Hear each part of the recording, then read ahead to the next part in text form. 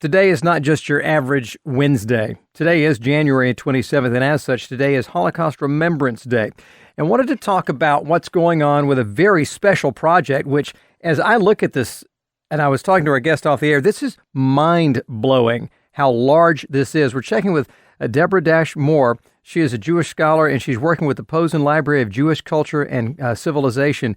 And Deborah, this is an amazing project because you go from biblical times all the way to today with the history of the Jewish people. And that is a massive undertaking. How long have you been working on this? Okay, well, it is a massive undertaking, and I've been working on it for well over a decade. The project actually started back in 2005. So what's incredible about it is it's a translation project. You know, it brings everything to you in English, and these are all original sources. So you get to read the words of diverse Jewish thinkers, writers, poets, and take a look at wonderful visual material.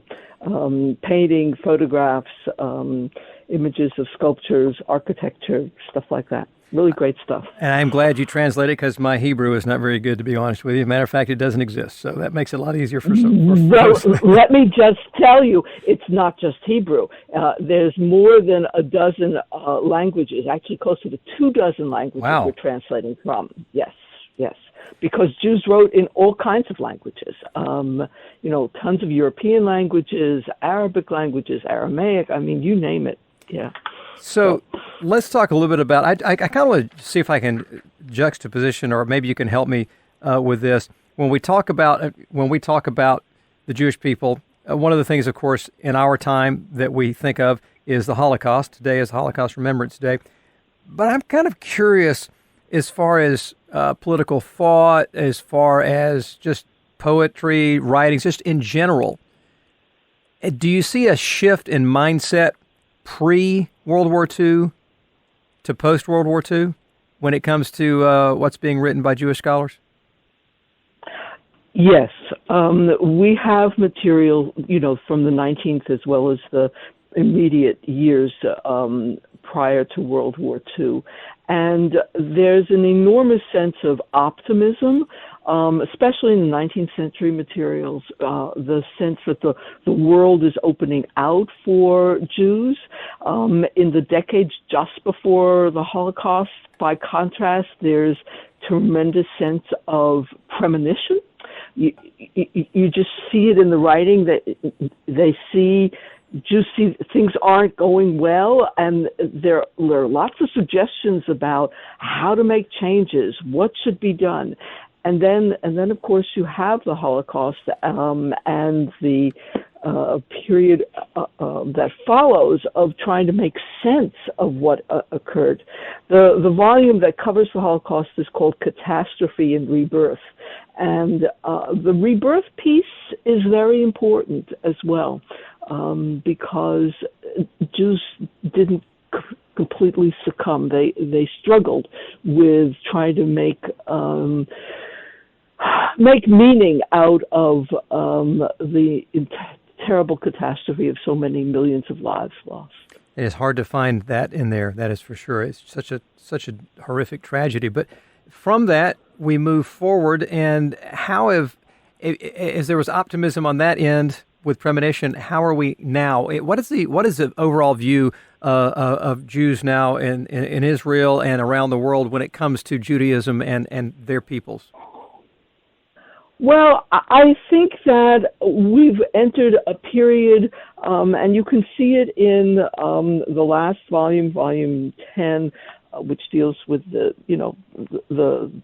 end of the 20th century, beginning of the 21st.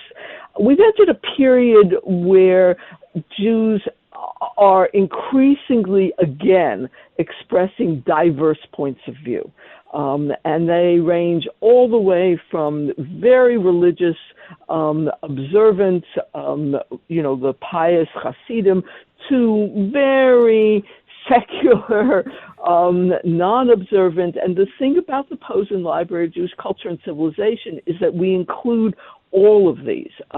This is not just the religious writings of Jews. It includes politics, culture.